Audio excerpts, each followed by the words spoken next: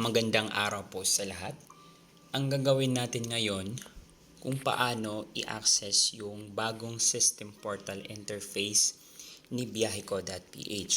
Ngayon tayo po ay mag-login sa ating system portal. Ang ating system portal website ay biyaheko.ph. Then sa address bar, ilagay natin yung biyaheko. Yan. biyaheko.ph. Ayan, search natin.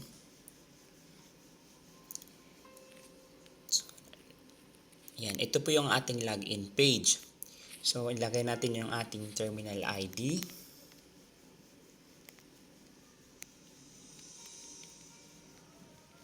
And then yung ating username at saka user ID or pareha lang po yun. So, syempre ang ating password. Sign in. Ayan, tayo po ay naka-sign in na sa ating system portal. So, ganito po ang itsura ng ating system portal. So, ngayon, meron po kasi tayong bagong system portal interface or bagong itsura ng system. Pero, ang pwede gawin doon ay ferry booking pa lang. So, eventually naman or sooner or later in the future, lahat po ng products and services ng ating system portal ay ililipat na po sa bagong system portal interface. So ngayon, ito pong system portal na to, ito po yung kasalukuyang ginagamit natin. So dito tayo magbubook ng flights, yan dito din po. So para po dapat po maging full view ang ating system portal. So since tayo ay gumagamit ng mobile phone, so Google Chrome po ang ating browser na ginagamit. Para po mag-full view ang ating system portal website, meron po kasing settings ng ating browser. So, itong tatlong dots sa taas, yan tatlong dots na yan, ito po. Yan, yung tatlong dots na yan, dyan sa taas.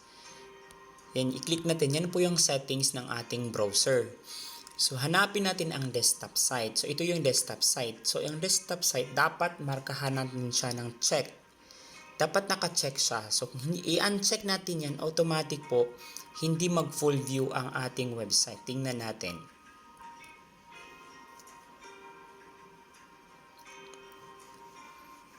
Ayan, ganito po ang itsura ng ating website.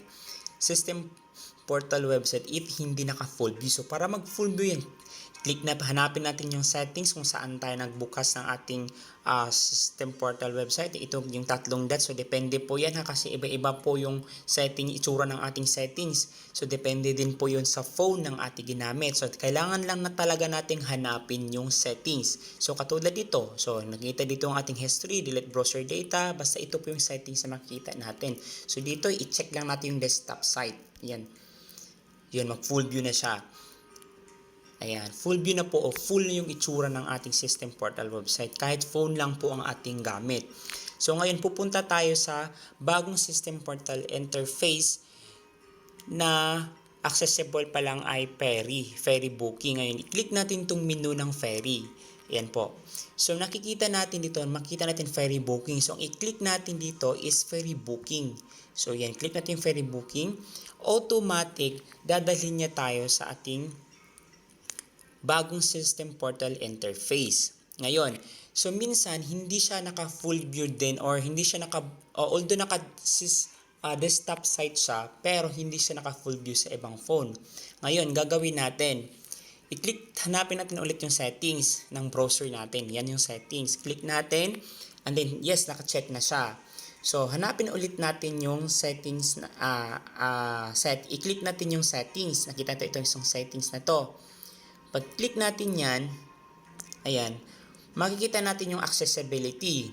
And accessibility. I-click natin yung accessibility. So, dapat yung default zoom, dapat naka 75% lang.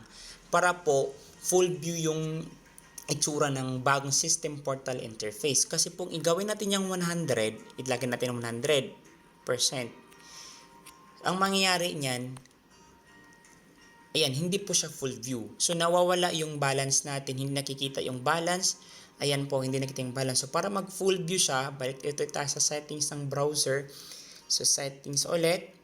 And then, yung accessibility, click natin. So, dapat gawin lang yung default zoom, gawin natin 75% lang.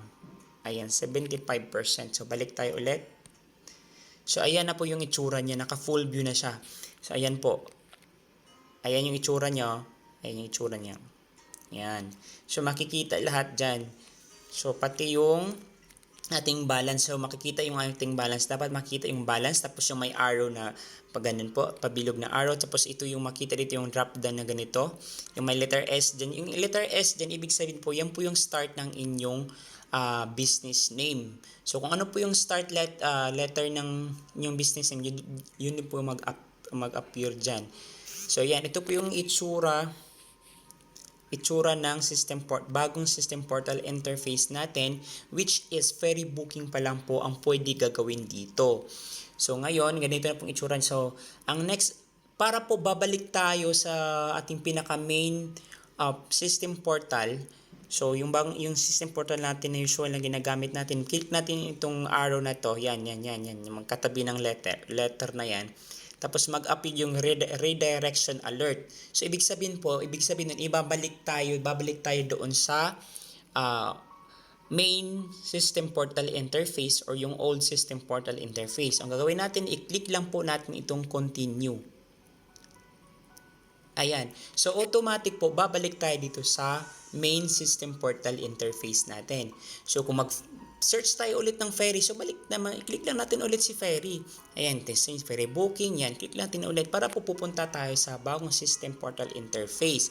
Ito na po kasi yung bagong interface sa ferry booking, which is dito na po yung pinaka-updated na booking transactions.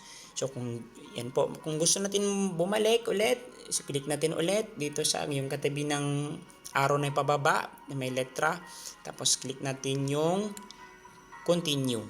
Ayan. So, ganyan lang po gagawin natin kung paano i-access yung bagong system portal interface. So, yung next video natin kung paano naman gagawin ang ferry booking using system portal interface. So, mag-try tayo ng booking sa To-Go at saka booking sa Starlight Ferries.